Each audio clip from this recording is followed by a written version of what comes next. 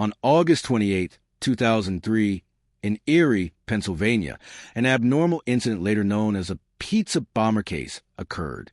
The person caught in the middle of the event was Brian Douglas Wells, who had worked for 10 years as a delivery driver for a local pizza shop called Mamma Mia's. That day, Wells received a regular delivery call and drove to the address he had been given. However, the location was not an ordinary residence. It was near a wooded, isolated area with almost no buildings nearby. What happened there has not been fully clarified, but according to law enforcement findings, Wells was restrained by multiple individuals at that location and forced to wear a metal collar bomb around his neck. With the explosive device locked onto him, Wells was given a set of multi-page instructions and is believed to have been forced to commit a bank robbery. He entered the PNC Bank with the device clearly visible around his neck and demanded money. Surveillance cameras captured the large, heavy metal collar bomb attached to him. After leaving the bank with a small amount of cash, Wells returned to his car, but was quickly surrounded by police. Officers kept their distance and could only wait for the bomb squad to arrive. Wells sat down on the road, and the device emitted periodic electronic beeping sounds. The bomb squad had not yet reached the scene.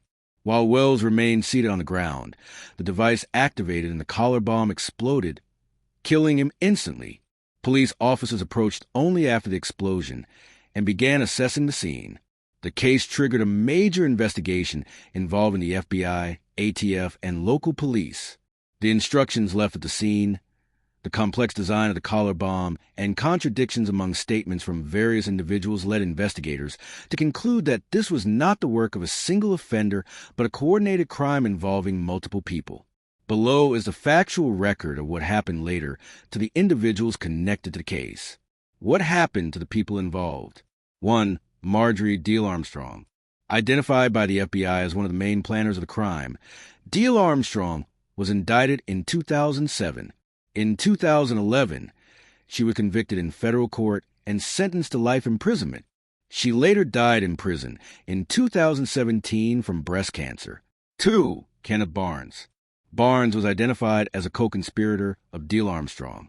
He admitted to conspiracy charges, was convicted, and received a prison sentence. His sentence was reduced because he cooperated with investigators. There is no confirmed public record of his death. 3. William Rothstein. Rothstein was strongly suspected of involvement in the planning stages. However, he was never formally indicted. Reports state that he later died from cancer. He played an important role in the investigation but was never prosecuted. 4. Floyd Stockton.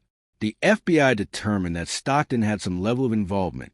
He provided testimony, and prosecutors granted him immunity through a cooperation agreement. He was never indicted. 5. Jessica Hoopsick. Later documentaries reported that she admitted some level of involvement.